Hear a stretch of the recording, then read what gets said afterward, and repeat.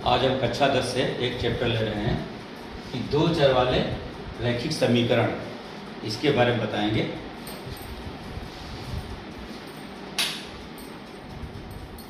दो चर जैसे x और y ये हैं बीजी पर, जिनको क्या कहते हैं, चर राशियां। इसके मान चलायमान होते हैं। x बराबर 1 भी हो सकता है, 2 भी हो सकता है। इसी तरीके से y के मान भी बदल सकते हैं, चलायमान है, इसके चर राशियां कहलाती हैं। समीकरण क्या होता है? दो चर का समीकरण से 2x धन 3y बराबर 5। तो ये एक रैखिक समीकरण हो गया, तो इसको कहेंगे दो चर वाला रैखिक समीकरण। अब दो समीकरण लेते हैं। माना a1x plus b1y plus c1 बराबर 0, और दूसरा ले लें a2x plus b2y plus c2 बराबर 0। तो ये हम कैसे जांचेंगे कि ये रेखाएं परस्पर काटती हैं कि या समांतर हैं, या ये हल हो पाएंगे कि नहीं हल पाएंगे समीकरण?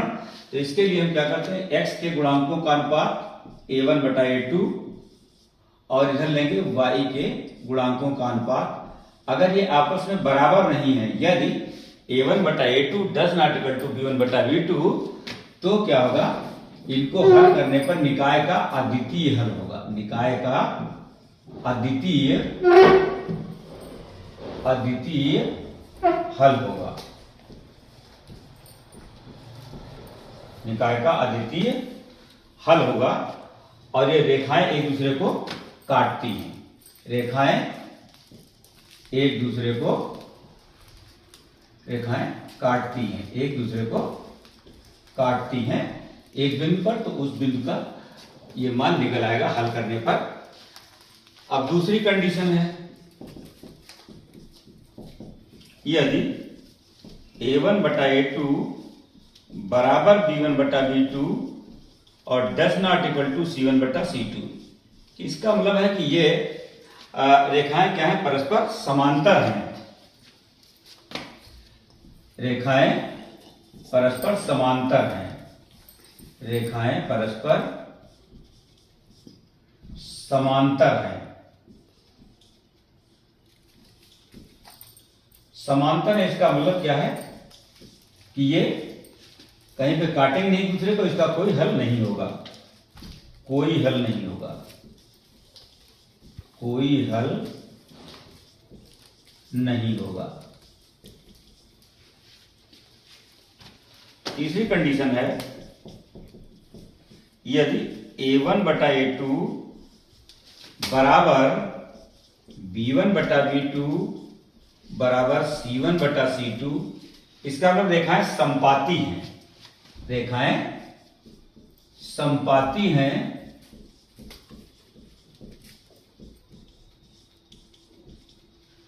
और अपरिमित रूप से अनेक हल होंगे।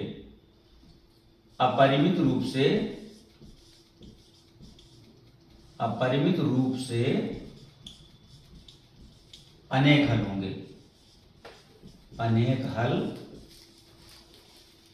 होंगे।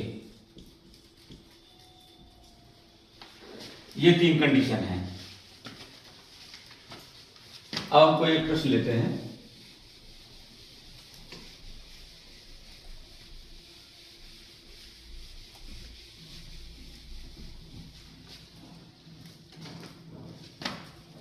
प्रश्न 5x प्लस 2y बराबर 16, और दूसरा है 7x माइनस 4y बराबर 2।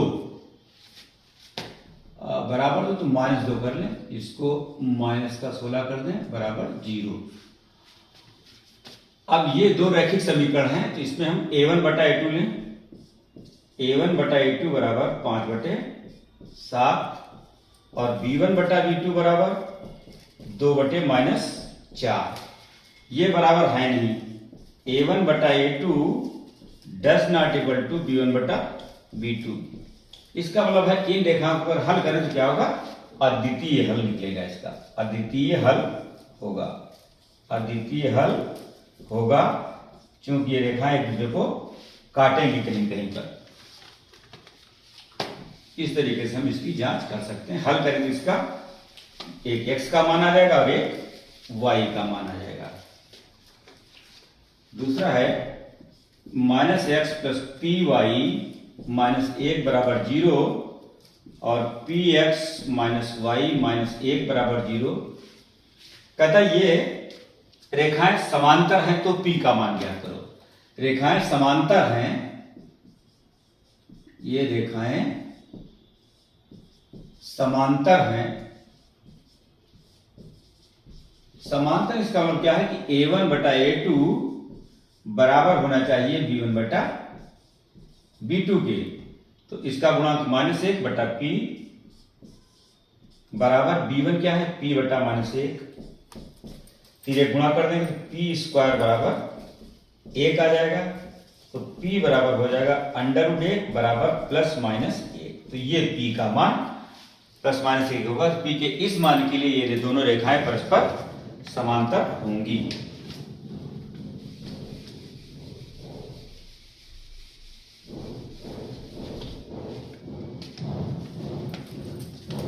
अब एक इबारती प्रश्न देखते हैं।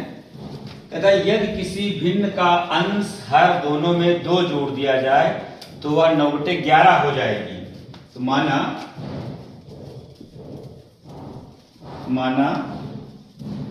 भिन्न बराबर x बटा y। अब प्रश्न क्या कहता है, प्रश्न क्या कहता है, यदि किसी भिन्न के अंश और हर दोनों में 2 जोड़ दिया जाए तो वह भिन्न 9/11 हो जाती है।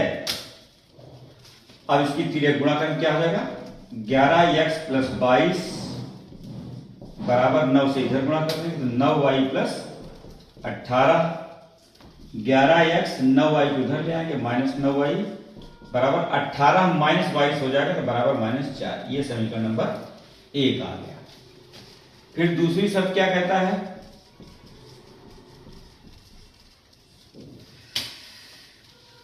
कहता है यदि दोनों में मतलब अंश और हर दोनों में 3 जोड़ दें, अंश में भी 3 जोड़ दें और हर में भी 3 जोड़ दें तो भिन्न का मान 5/6 हो जाता है।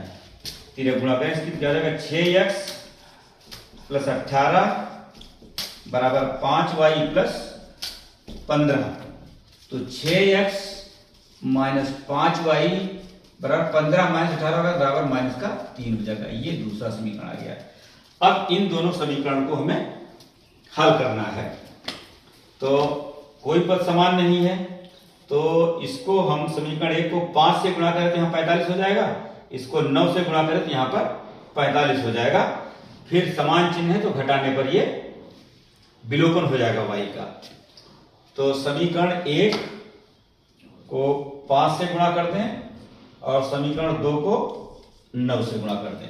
करें इसको गुणा तो क्या हो जाएगा, 55x माइनस 45y बराबर -20। इसको 9 से करेंगे 9 छक 54, 54x माइनस 45y बराबर हो जाएगा -27। अब दोनों समान चिन्ह तो इसको घटा देंगे तो चिन्ह जाएंगे बदल। तो ये कट गया, x बराबर आ गया 7, x बराबर 7 आ गया। अब x बराबर 7 हम किसी समीकरण में मान डाल दें, एक में ही डाल दें तो क्या है 11 गुणे 7 माइनस 9y बराबर -4। तो -9y बराबर -4 माइनस 77 बराबर -81। और दोनों माइनस है जिनको हम प्लस कर दें तो y बराबर हो जाएगा 81/9 तो 9 हो जाएगा। अब भिन्न हमने क्या माना था, x बटे y। तो भिन्न क्या हो जाएगी, भिन्न बराबर हो जाएगी, x का मान कितना था, x का करने पर 7 आया था ना, तो 7 बटे y का मान 9 आया है। तो ये हमारा आंसर हो जाएगा। अवशिष्ट भिन्न 7/9 होगी। इस तरीके से हम इस प्रश्न को हल कर लेंगे।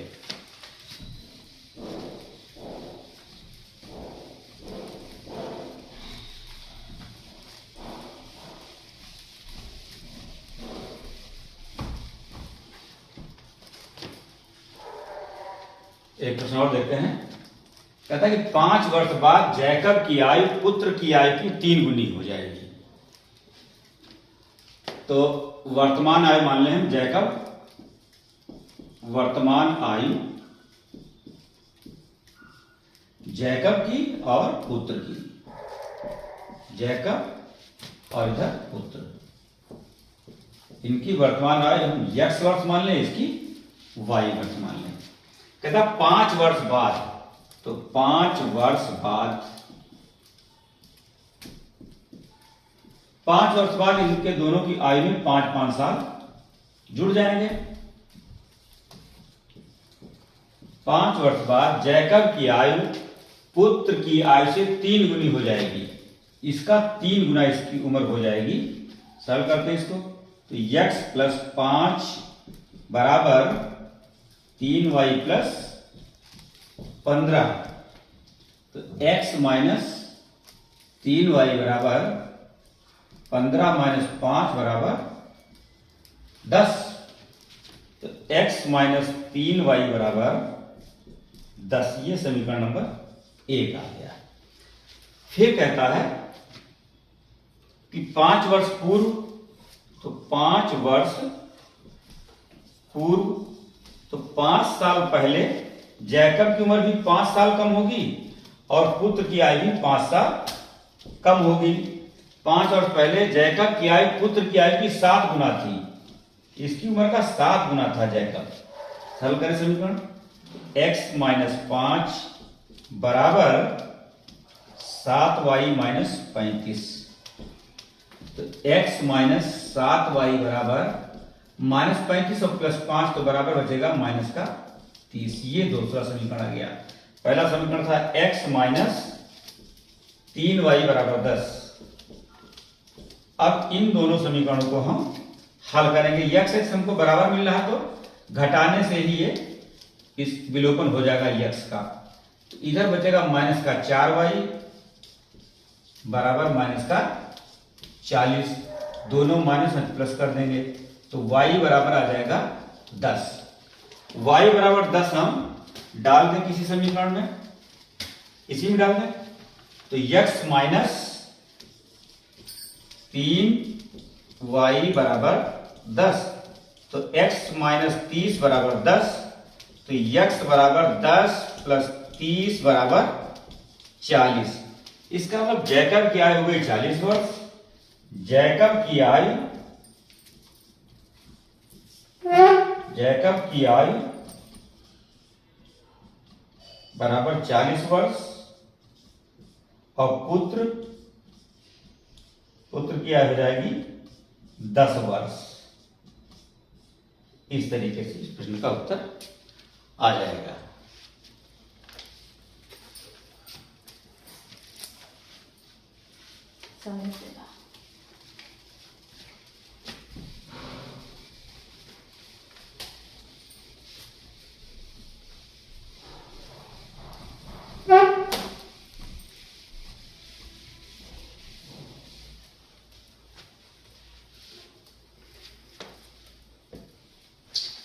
एक सवाल और देखते हैं।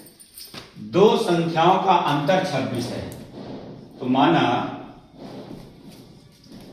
x और y 2 संख्याएं हैं, 2 संख्याएं हैं,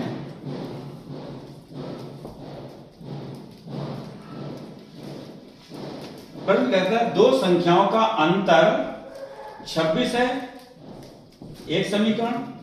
फिर कहता है एक संख्या दूसरा का 3 गुना है, ये दूसरा समीकरण। और इसमें प्रतिस्थापन हम कर सकते हैं, x बराबर 3y, इसमें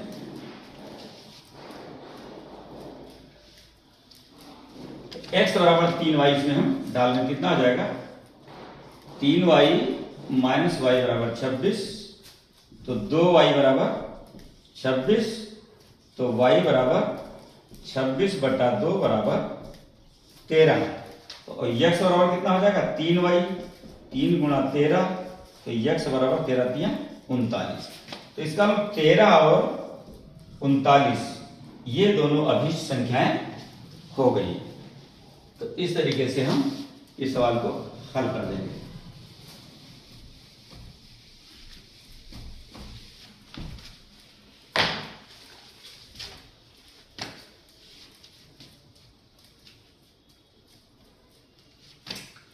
एक और प्रश्न देखते हैं। एक क्रिकेट टीम कोच ने 7 बल्ले और 6 गेंद 3800 रुपए में खरीदी। बाद में 3 बल्ले और 5 गेंदें 1750 में खरीदी। तो प्रत्येक बल्ले और गेंद का मूल्य ज्ञात करो। तो हम मान लेंगे, माना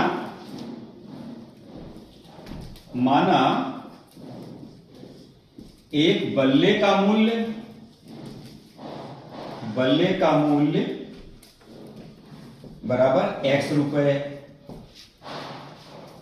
और गेंद का मूल्य बराबर y रुपए। फिर देखते हैं प्रश्न क्या कहता है। प्रश्नानुसार 7 बल्ले और 6 गेंद, एक बल्ला x रुपए का है तो 7 बल्ले कितने हो जाएंगे, 7x के हो जाएंगे। और 6 गेंद, एक गेंद y रुपए के, 6 गेंद कितने होंगे, 6y रुपए की हो जाएंगी, बराबर 3800। ये हो गया समीकरण नंबर 1। फिर दूसरी शर्त क्या कहता है, 3 बल्ले, तो एक बल्ला x रुपए का है, 3 बल्ला 3x का हो जाएगा। 5 गेंद 5y रुपए की हो जाएंगी, ये 1750 रुपए की मिलती हैं। ये हो गया हमारा। अब इसको हम विलोपन विधि से हल करेंगे। प्रतिस्थापन विधि से इसका मान रखने में सवाल लंबा हो जाएगा। तो इसको, इस समीकरण को 7 से गुणा कर दें, इसको हम 3 से गुणा कर दें, 21 दोनों हो जाएगा ना। तो समीकरण 1 गुणा 3 और 2 गुणा 7, 3 से गुणा करें 7 तियां 21x प्लस 3 छक 18y बराबर 0 0 3 अट्ठे 24 और 3 तियां 9 10 11, इतना आ गया। इसको 7 से करेंगे तो कितना आ जाएगा, 7 तियां 21x प्लस 35y बराबर 7 पच्चे 35 और 7 सत्ती 49, 50 51 52, यहां से लगे 5, 7 कम 7, 7 और 5 12। अब इसको हम घटा देंगे तो इसका विलोपन हो जाएगा।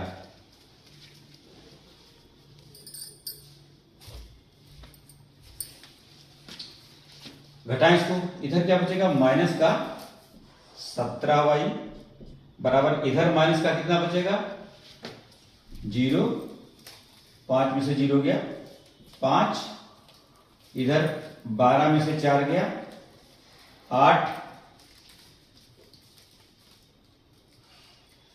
इतना ही बचेगा।